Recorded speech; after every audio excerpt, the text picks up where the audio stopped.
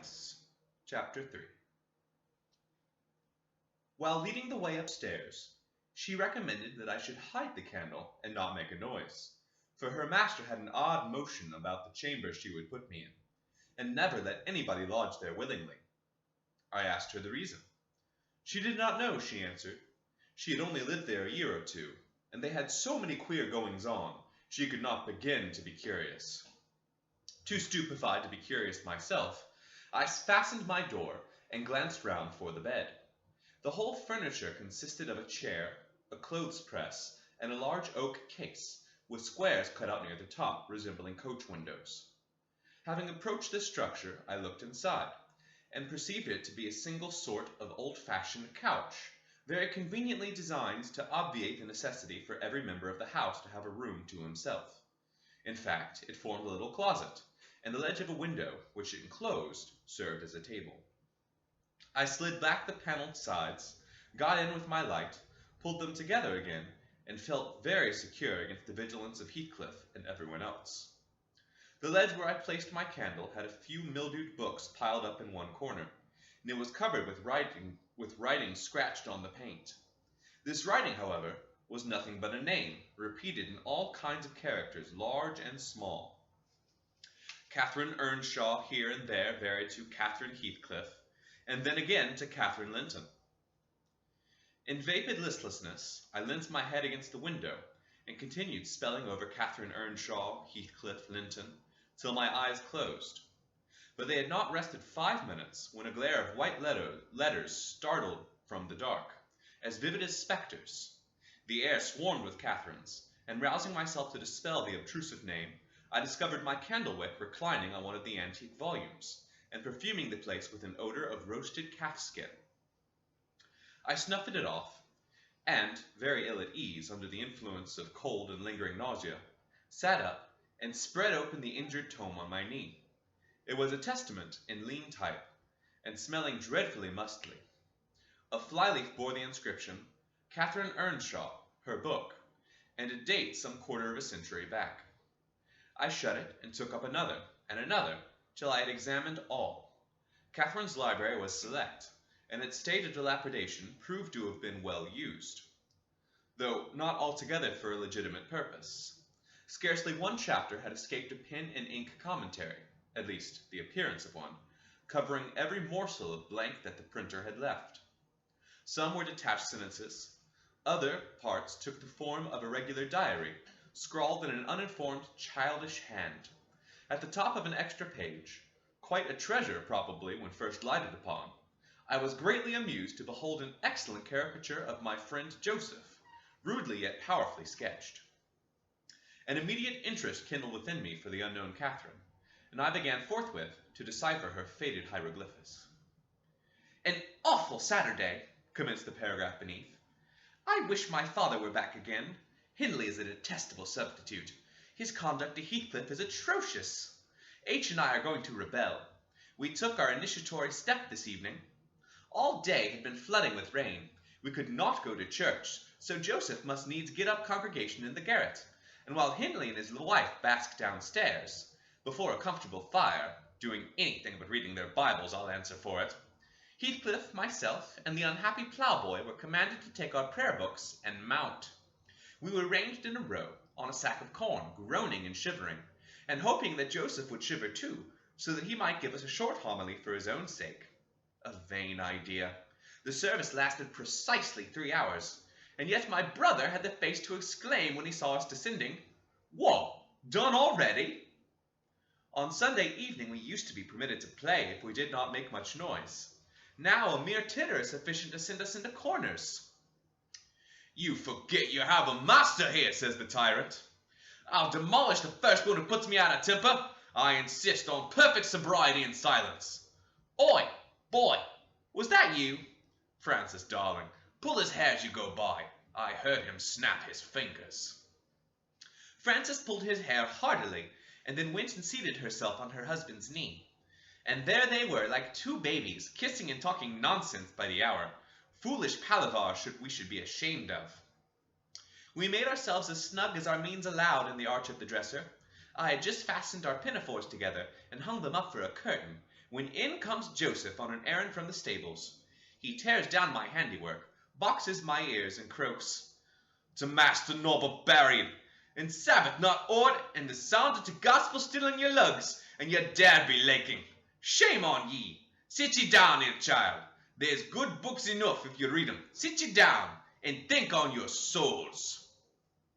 Saying this, he compelled us to square our position that we might perceive, from the far-off fire, a dull ray to show us the text of the lumber he thrust upon us. I could not bear the employment. I took my dingy volume by the scroop and hurled it into the dog kennel, vowing I hate a good book. Heathcliff kicked his to the same place. Then there was a hubbub. "Master Hindley!" shouted our chaplain. "Master, come hither! Miss Cathy's riven the back off the helmet of salvation, and Heathcliff's paused his foot into the first part that's a broad way to destruction. It's fair playsome that you let go on this gate. The old man had laced him properly, but he is gone."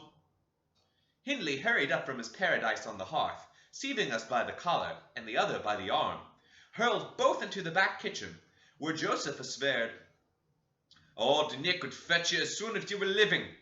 And so comforted, we each sought a separate nook to await his advent. I reached this book and a pot of ink from the shelf, and pushed the house door ajar to give me light.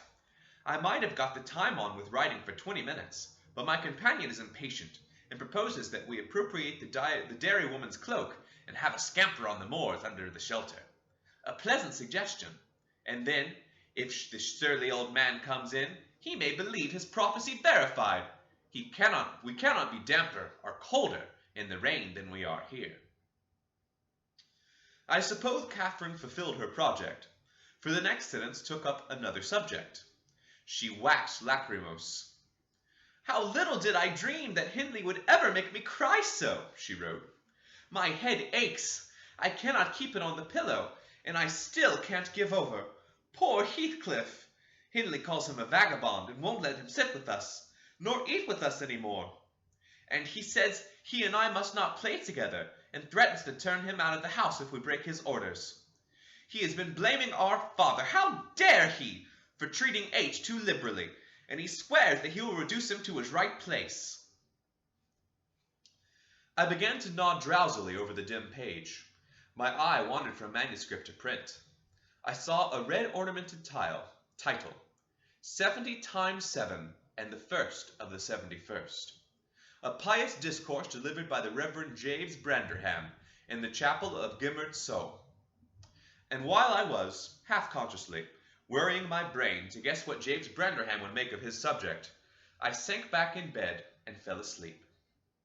Alas for the effects of bad tea and bad temper! What else could it be that made me pass such a terrible night? I don't remember another that I can at all compare with it since I was capable of suffering. I began to dream, almost before I ceased to be sensible of my locality. I thought it was morning, and I had set out on my way home with Joseph for a guide. The snow lay yards deep in our road, and we floundered on. My companion wearied me with constant reproaches that I had not brought a pilgrim's staff, telling me I could never get into the house without one, and boastfully flaunting a heavy-headed cudgel, which I suppose was to be so denominated.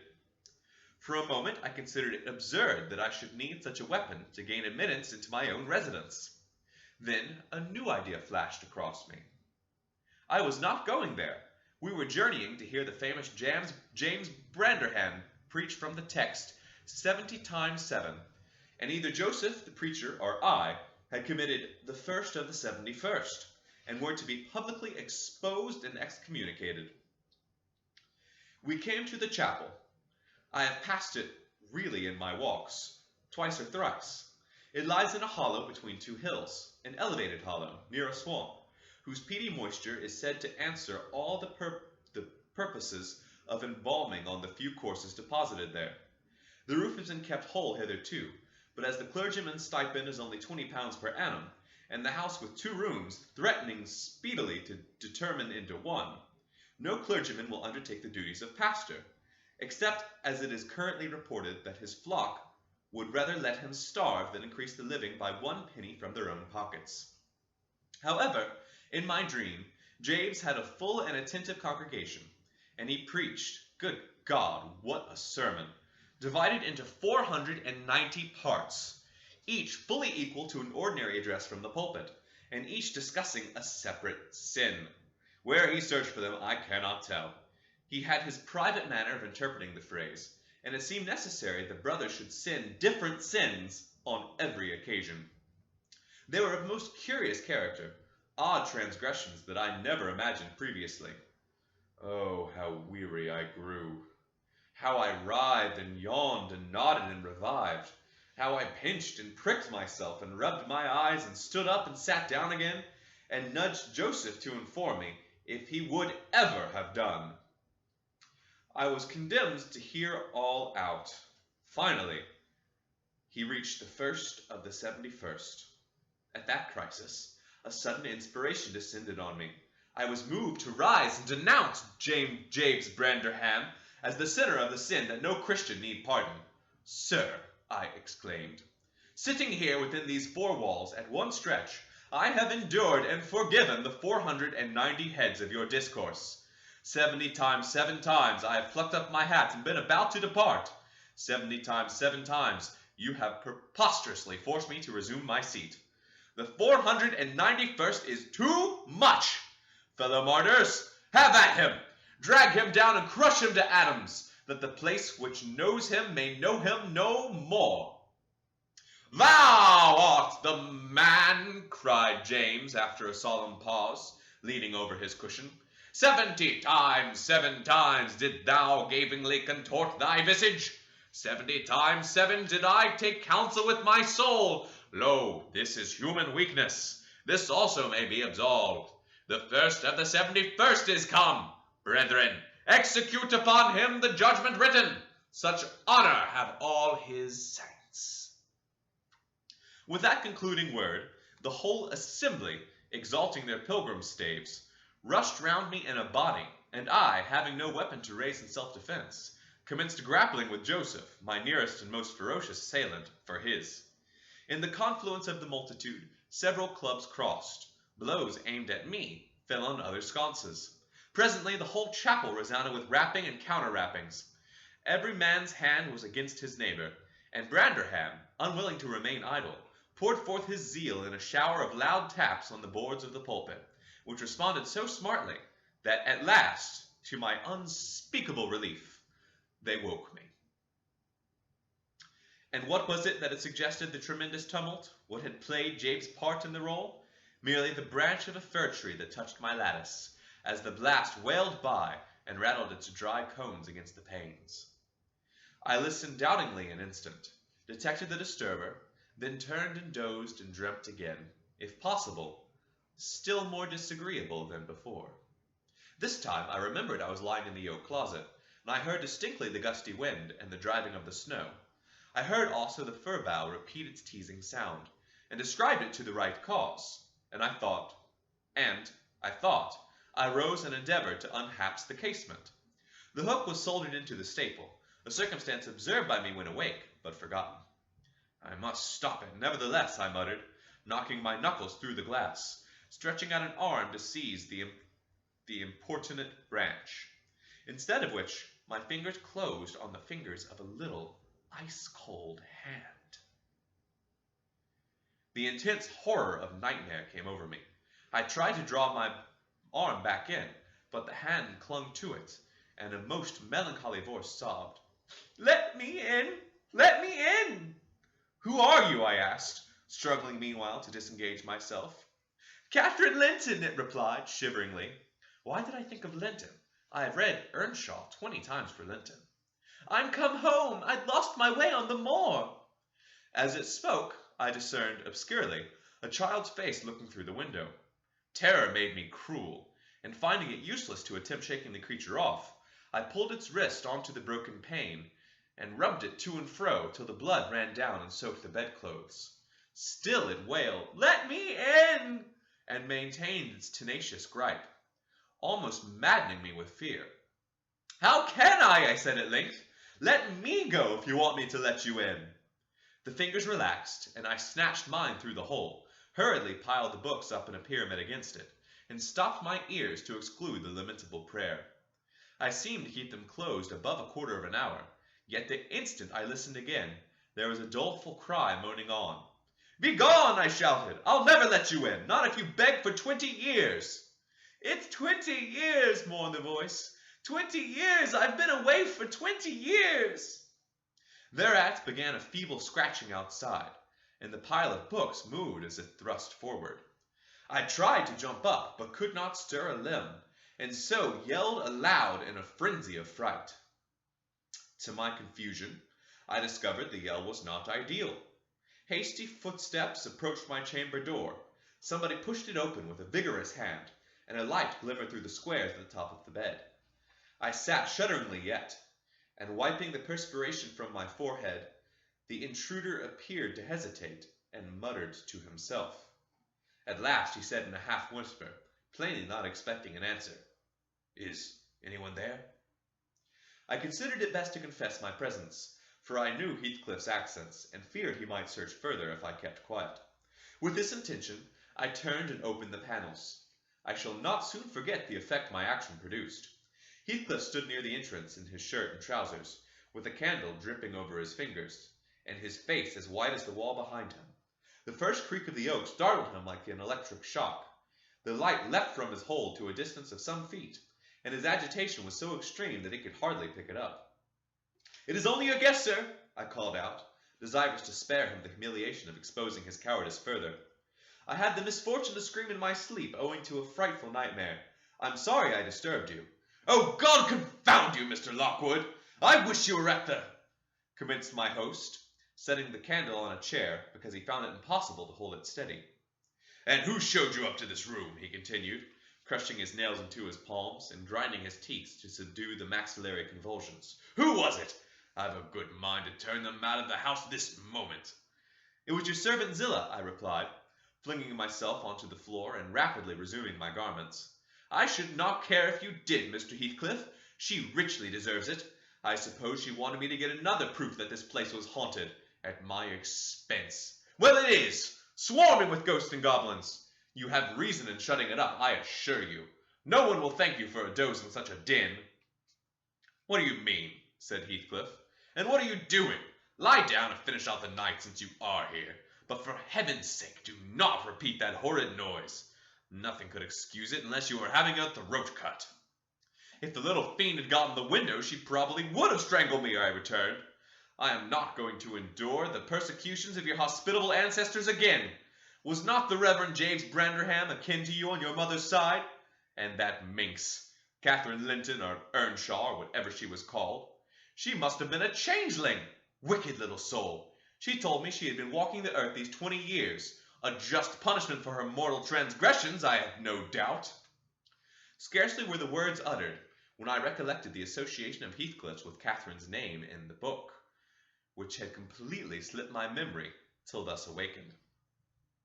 I blushed at my inconsideration, but without showing further consciousness of the offense, I hastened to add, "The truth is, sir, I passed the first part of the night in—" Here I stopped afresh.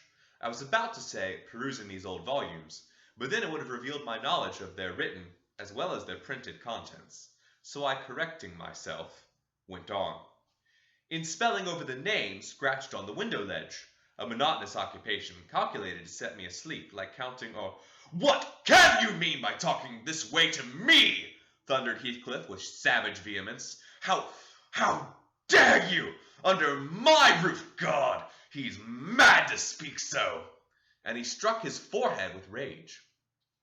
I did not know whether to resent the language or pursue my explanation, but he seemed so powerfully affected that I took pity and proceeded with my dreams, affecting I had never heard the appellation of Catherine Linton before, but reading it so often produced an impression which personified itself when I had no longer my imagination under control. Heathcliff gradually fell back into the shelter of his bed as I spoke, finally sitting down almost concealed behind it. I guessed, however, by his irregular and intercepted breathing, that he struggled to vanquish an access of violent emotion. Not liking to show him that I heard the conflict, I continued my toilette rather noisily, looked at my watch, and soliloquized on the length of the night. Not 3 o'clock yet! I would have taken oath it had been 6. Time stagnates here. We must surely have retired to rest at 8. Always 9 in the winter, always rise at 4, said my host, suppressing a groan, and, as I fancied, by the motion of his shadow's arm, dashing a tear from his eyes. Mr. Lockwood, he added, you may go into my room. You'll only be in the way coming downstairs so early, and your childish outcry has sent sleep to the devil for me. And for me, too, I replied. I'll walk in the yard till daylight, and then I'll be off. You need not dread a repetition of my intrusion. I am now quite cured of seeking pleasure in society, be it country or town. A sensible man ought to find sufficient company in himself. Delightful company, muttered Heathcliff. Take the candle and go where you please. I shall join you directly.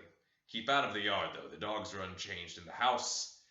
Juno mounts sensible there, and nay, you can only ramble about on the steps and passages, but away with you. I'll come in 2 minutes. I obeyed so far as to quit the chamber. When ignorant where the narrow lobbies lay, I stood still, and was witness, involuntarily, to a piece of superstition on the part of my landlord, which belied oddly his apparent sense. He got on the bed and wrenched open the lattice, bursting as he pulled at it into an uncontrollable passion of tears. Come in, he sobbed. Kathy, do come in, oh, do, once more. Oh, my heart's darling, hear me this time. Catherine, at last. The spectre showed a spectre's ordinary caprice. It gave no sign of being, but the snow and wind whirled wildly through, even reaching my station and blowing out the light. There was such anguish in the gush of grief that accompanied these ravings, that my compassion made me overlook its folly, and I drew off, half angry to have listened at all, and vexed at having related my ridiculous nightmare, since it produced that agony, though why was beyond my comprehension. I descended cautiously to the lower regions, and landed in the back kitchen, where a gleam of fire, raked compactly together, enabled me to rekindle my candle. Nothing was stirring except a brindled gray cat, which crept from the ashes and saluted me with a querulous mew. 2 benches, shaped in sections of a circle, neatly enclosed the hearth. On one of these I stretched myself, and the grimalkin mounted the other. We were both of us nodding, ere any one invaded our retreat. And then it was Joseph shuffling down a wooden ladder that vanished in the roof through a trap, the ascent to his garret, I suppose. He cast a sinister look on the little flame which I had enticed to play between the ribs, swept the cat from its elevation, and bestowing himself in the vacancy, commenced the operation of stuffing a 3-inch pipe with tobacco. My presence in his sanctum was evidently esteemed a piece of impudence too shameful for remark. He silently applied the tube to his lips, folded his arms, and puffed away. I let him enjoy the luxury, unannoyed, and after sucking out the last wreath and heaving a profound sigh, he got up and departed as solemnly as he came. A more elastic footstep entered now, and now I opened my mouth for a good morning, but closed it again, the salutation unachieved. For Hareton Earnshaw was performing his orisons, sotto voice, in a series of curses directed against every object he touched. While he rummaged a corner for a spade or shovel to dig through the drifts, he glanced over the back of the bench, dilating his nostrils, and thought as little of exchanging civilities with me as with my companion, the cat. I guessed by his preparations that egress was allowed, and leaving my hard couch, made a movement to follow him. He noticed this and thrust at an inner door with the end of his spade, intimating by an inarticulated sound that there was no place where I must go, that was the place I must go if I changed my locality. It opened into the house, where the females were already astir, Zillah urging flakes of flame up the chimney with a colossal bellows, and Mrs. Heathcliff kneeling on the hearth, reading a book by the aid of the blaze. She held her hand interposed between the furnace heat and her eyes, and seemed absorbed in her occupation, desisting from it only to chide away the servant for covering her with sparks, or to push away a dog now and then that snoozled its nose over-forwardly into her face. I was surprised to see Heathcliff there also. He stood by the fire, his back towards me, and just finished a stormy scene to poor Zillah, who ever and anon interrupted her labor to pluck up the corner of her apron and heave an indignant groan. "And you worthless!" he broke out as I entered, turning to his daughter-in-law and employing an epithet as harmless as duck or sheep, but generally that represented by a dash. "There you are at your idle tricks again.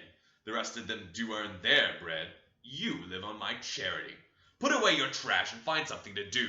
You shall pay me for the plague of having you eternally in my sight. Do you hear me, you damnable jade? I'll put my trash away because you can make me if I refuse, answered the young lady, closing her book and throwing it on a chair. But I'll not do anything, though you should swear your tongue out, except what I please. Heathcliff lifted his hand, and the speaker sprang to a safer distance, obviously acquainted with its weight. Having no desire to be entertained by a cat-and-dog combat, I stepped forward briskly, as if eager to partake the warmth of the hearth, and innocent of any knowledge of the interrupted dispute. Each had enough decorum to suspend further hostilities. Heathcliff placed his fist, out of temptation, in his pockets. Mrs. Heathcliff curled her lip, and walked to a seat far off, where she kept her word by playing the part of a statue during the remainder of my stay. That was not long. I declined joining their breakfast, and at the first gleam of dawn took an opportunity of escaping into the free air, now clear and still, and cold as impalpable ice. My landlord hallooed for me to stop ere I reached the bottom of the garden, and offered to accompany me across the moor. It was well he did, for the whole hill-back was one billowy white ocean, and swells and falls not indicating corresponding rises and depressions in the ground. Many pits, at least, were filled to a level, and entire ranges of mounds. The refuse of the quarries, blotted from the chart which my yesterday's walk left pictured in my mind. I remarked on one side of the road, at intervals of 6 or 7 yards, a line of upright stones, continued through the whole length of the barren. These were erected and daubed with lime, on purpose to serve as guides in the dark, and also, when a fall like the present, confounded the deep swamps on either hand with the firmer path.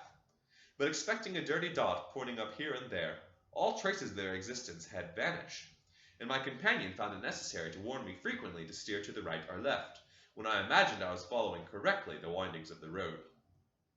We exchanged little conversation, and he halted at the entrance of Thrushcross Park, saying I could make no error there.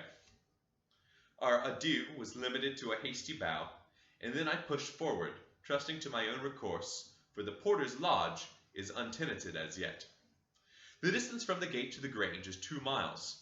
I believe I managed to make it 4, what with the losing myself among the trees and sinking up to my neck in snow, a predicament which only those who have experienced it can appreciate. At any rate, whatever were my wanderings, the clock chimed 12 as I entered the house, and that gave exactly an hour for every mile of the unusual way from Wuthering Heights. My human fixture and her satellites rushed to welcome me, exclaiming tumultuously that they had given up on me. Everybody conjectured that I perished last night, and they were wondering how they must set about the search for my remains. I bid them be quiet, now that they saw me returned, and benumbed to my very heart, I dragged upstairs, whence after putting on dry clothes and pacing to and fro 30 or 40 minutes to restore the animal heat, I adjourned to my study, feeble as a kitten, and almost too much so to enjoy the cheerful fire and smoking coffee which the servants had prepared for my refreshment.